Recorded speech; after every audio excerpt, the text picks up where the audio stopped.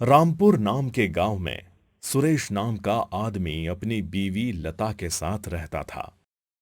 वो अपने खेत में तरह तरह की सब्जियां उगाता था और वो सब्जियां लेकर गांव में बेचता था।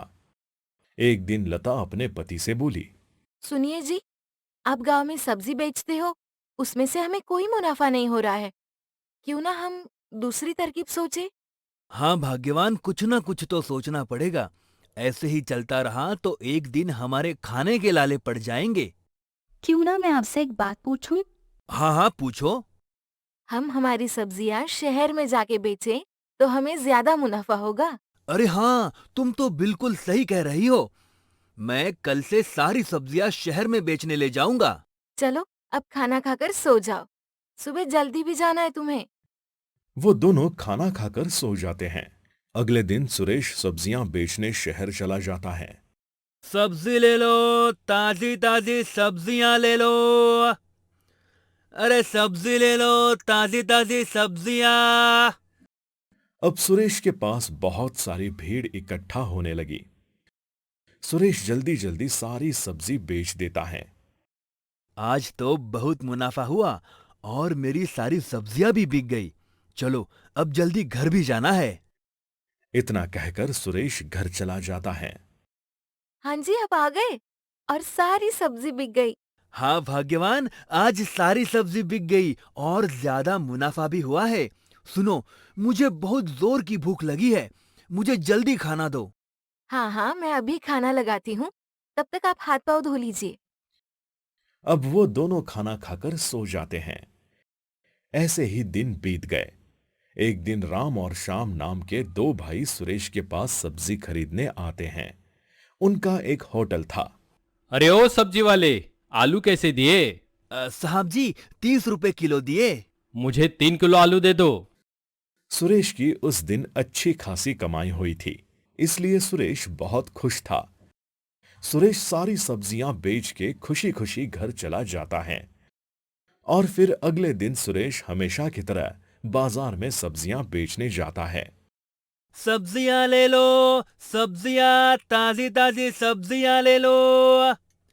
अरे सब्जियां ले लो, सब्जियां, ताजी ताजी सब्जियां। तभी राम और श्याम सब्जी खरीदने आते हैं। अरे ओ सब्जी वाले, आज आलू क्या भाव से दिए? कल जो आलू लेकर गए थे वो बहुत अच्छे निकले थे। हमारा गांव के पास एक होटल है, वहां हमें हर रोज कम से कम 20 किलो आलू चाहिए। क्या तुम हर रोज दे सकते हो? अरे साहब, क्यों नहीं, मैं हर रोज आपको 20 किलो आलू दूंगा। राम और श्याम सुरेश से बात करते हैं और आलू लेकर निकल पड़ते हैं। अरे वाह, रोज 20 किलो आलू। लगता है मैं जल्दी ही अमीर बनने वाला हूँ। दूसरे दिन सुरेश राम और श्याम के होटल पर जाकर 20 किलो आलू देकर आता था और बाकी की सब्जियां शहर में बेचता था। ऐसे ही दिन बीत जाते हैं। अब सुरेश अच्छे पैसे कमाने लगा था। एक दिन सुरेश अपने खेत में सब्जियां तोड़ रहा था। तब उसने देखा कि सब्जियों को कीड़े लगे हुए हैं। अरे ये क्या हुआ? सब्जियों में तो कीड़े लगे हुए हैं। कुछ ना कुछ तो करना होगा। ऐसा ही चलता रहा तो मेरी सारी सब्जियां एक दिन नष्ट हो जाएगी। अजी सुनते हो? क्यों ना हम सब्जियों पर कोई केमिकल छिड़कते हैं, जिससे हमारी सब्जियां अच्छे से हो जाए। हाँ भाग्यवान, ऐसा ही कुछ करना होगा। सुरेश गांव में जाकर जहरीले केमिकल खरीद लेता है और जल्दी जल्दी में सब्जियों पर केमिकल छिड़क देता है और राम और श्याम के होटल पर सब्जी देकर आता है। अब ऐसे ही कुछ दिन चलता रहा। राम और श्याम को सब्जियां पसंद नहीं आ रही थी। ऐसे ही एक दिन सुरेश सब्जियां लेकर होटल पर आता है। अरे सुरेश, हमें आपकी सब्जियां कुछ ठीक नहीं लग रही। कोई परेशानी है क्या? अगर ऐसा कुछ हो तो बताओ हमें। अरे साहब, ऐसी कोई बात नहीं। तुम बेफिक्र हो जाओ। बहुत अच्छी सब्जियां है मेरी। फिर भी सुरेश अपने सब्जियों पर केमिकल छिड़क रहा था। अब सारे ग्राहक सुरेश से शिकायत करने लगे।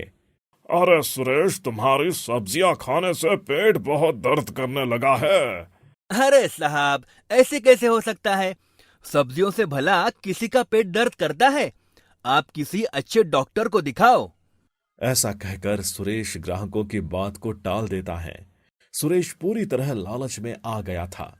ज्यादा मुनाफे के लिए सुरेश खेत में केमिकल छिड़कना बंद ही नहीं कर रहा था। अब सारे लोग बीमार पड़ने लगे थे। शाम को सुरेश पे शक होने लगा। एक दिन शाम राम से, अरे राम, मुझे लगता है ये सुरेश जरूर सब्जियों पर कुछ केमिकल छिड़कता है। मुझे कुछ तो गड़बड़ लग रही है। हाँ भाई, मुझे भी कुछ ऐसा ही लग रहा है। और हम सुरेश से बोलने जाए तो हमारी सुनता ही नहीं। अब हमें सुरेश पर कड़ी नजर रखनी चाहिए। अब वो दोनों सुरेश पर कड़ी नजर रखते हैं। एक दिन राम अचानक सुरेश के खेत में जाता है और सुरेश को जहरीला केमिकल छिड़कते हुए पकड़ लेता है। और सुरेश अचानक राम को सामने देखकर डर जाता है। अच्छा, तो ये बात है। इसी केमिकल की वजह से लोग बीमार पड़ रहे हैं। सुरेश, तुमने अच्छा नहीं किया। साहब जी, मुझे माफ कर दीजिए। मैंने तो सिर्फ सब्जियों पर लगे कीड़े मारने के लिए इसका उपयोग किया था। मुझे माफ कर दो साहब, मैं आगे से ऐसा नहीं करूंगा। नहीं सुरेश, जब हम तुमसे पूछते थे तब तुम हमारी बात टाल देते थे। अब मैं ये सारी बात सबको बताऊंगा। और हाँ, कल से हमारे होटल पर सब्जियां देने की कोई जरूरत नहीं है। राम अब सभी लोगों को ये बात बता देता है। उस दिन से सुरेश से कोई सब्जियां नहीं खरीदता था।